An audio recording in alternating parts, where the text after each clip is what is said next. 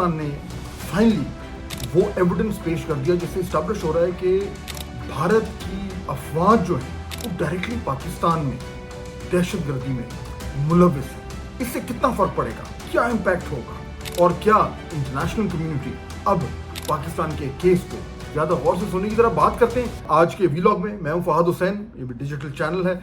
इससे पहले कि हम बाकायदा तौर पर गुफ्तगू शुरू करें, अगर आपने अभी तक ये चैनल सब्सक्राइब नहीं किया तो ज़रूर कीजिएगा और बेल आइकॉन दबा दीजिएगा ताकि आपको जो है वो मेरे जो तज्ज़िये हैं वो बर वक्त मिलें। लाइक भी करें, शेयर भी करें। DGISPR ने जो है वो बाकायदा तौर पर एक बड़ी डिटेल्ड ब्रीफिंग में उस तरह के एविडेंस पेश किए जिससे बिल्कुल beyond the shadow of doubt ये जो है ये नज़र आ रहा है कि किस तरीके से पाकिस्तान में इंडियन आर्मी के लोग यहाँ पे फैसिलिटेटर्स को ढूंढकर और उनसे दहशतगर्दी करवा रहे हैं, उनको किस तरीके से पैसे देते हैं, उनको रिक्रूट करते हैं। और जो इम्पोर्टेंट बात है, एक तो खैर है ही है कि ये जो कुछ सबूत हमारे सामने आई, ये पहले ना तो देखने को मिले थे ना सुनने को मिले थे, लेकिन शायद उससे भी ज़्यादा इम्पोर्टेंट बात ये है कि DGISPR ने ये कहा कि ये सिर्फ एक इंसिडेंट है, यानी इसका मतलब ये कि हमारे पास इस तरह के बहुत सारे और शवाहिद जो हैं वो मौजूद हैं। अब इसकी बेसिस पर जो है वो हमारा जो केस है वो और ज़्यादा स्ट्रॉन्ग होता है और भारत का केस जो है वो मज़ीद कमज़ोर होता है। क्यों बोला? क्योंकि इतने दिन के बाद, इतनी भड़कबाजी के बाद, इतने ज़्यादा पाकिस्तान पे इल्ज़ामात लगाने के बाद, इतनी ज़्यादा उंगलियां उठाने के बावजूद आज तक जो है वो इंडिया कोई एविडेंस पेश नहीं कर सका कि पाकिस्तान जो है वो ये जो पहलगाम में जो एक बड़ा ही अनफॉर्चुनेट वाक़या हुआ उसमें मुलविस है। और ये भी बड़ी मेरे ख्याल में एक नोट करने वाली चीज़ है कि अभी पिछले दिनों न्यूयॉर्क टाइम्स में एक स्टोरी आई जिसमें उन्होंने बाकायदा तौर पर लिखा कि भारत जो है वो तमाम तर जो उनके वहाँ पे डिप्लोमेट्स हैं उनको बुलाकर बहुत सारी उसने ब्रीफिंग्स की हैं और उनको एक तरीके से एक केस बिल्ड कर रहे हैं पाकिस्तान के ख़िलाफ़। लेकिन उस स्टोरी के मुताबिक जो है वो दूसरी तरफ से, यानी जो दीगर जो ममालिक हैं जिनको ये ब्रीफिंग्स दी जा रही हैं, उनकी तरफ से कोई बहुत ज़्यादा मुस्बत रद्द-ए-अमल नहीं आया। और उसकी एक जो प्रूफ है वो ये है कि किसी भी मुल्क ने अभी तक पाकिस्तान को डायरेक्टली ब्लेम नहीं किया।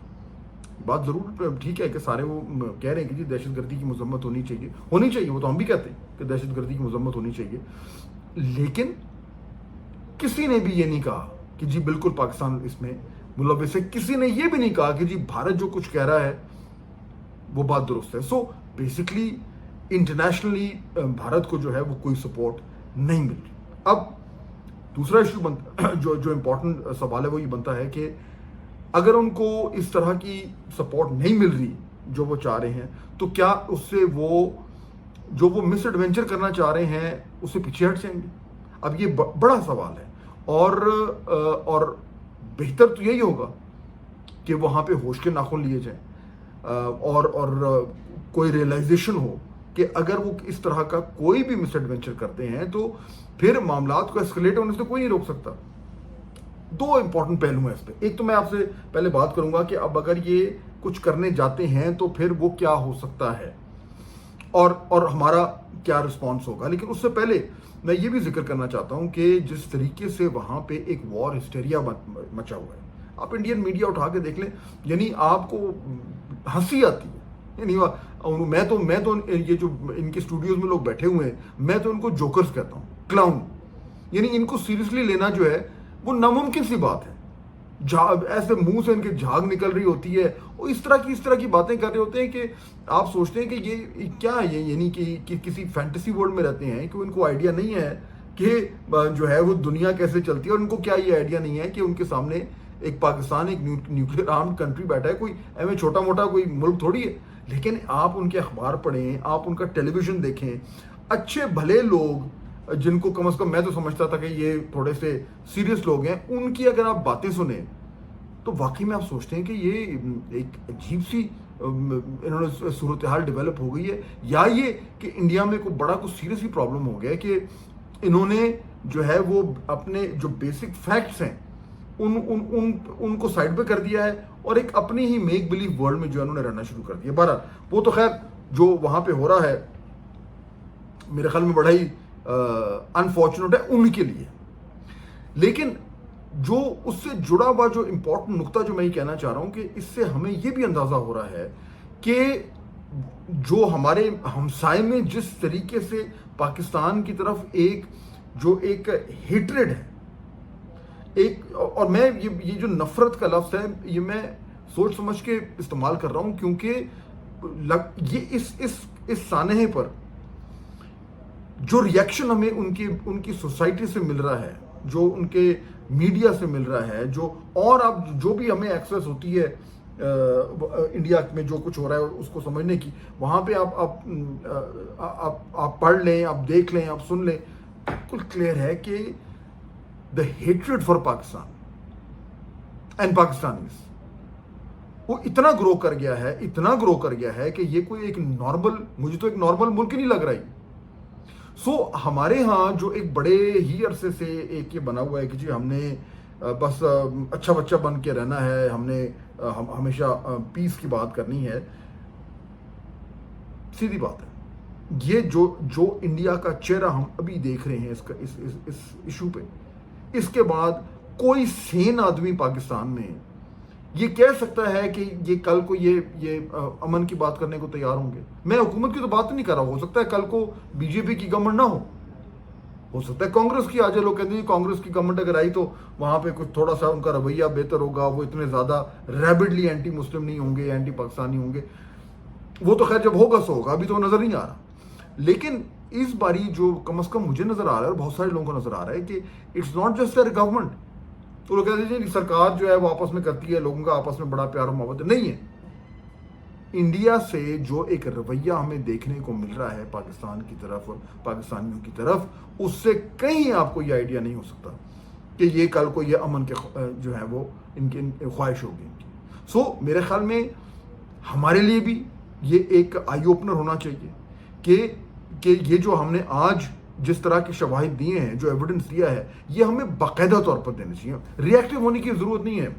ایک مسلسل ایک میرے خیال میں ایک یہ وقت آ گیا ہے کہ ہمارے پالیسی جو ہے وہ اس طرح کی, اس میں یہ کلیئرٹی ہے کہ ہم نے بھی بڑے ہی جارحانہ طریقے سے انڈیا کا جو اصل چہرہ ہے وہ دکھانا ہے. اور دیکھیں یہ اصل چہرہ دکھانا بڑا ایک روایتی سا جملہ ہے, لیکن میں اس کو کلیئر کرنا چاہ رہا ہوں.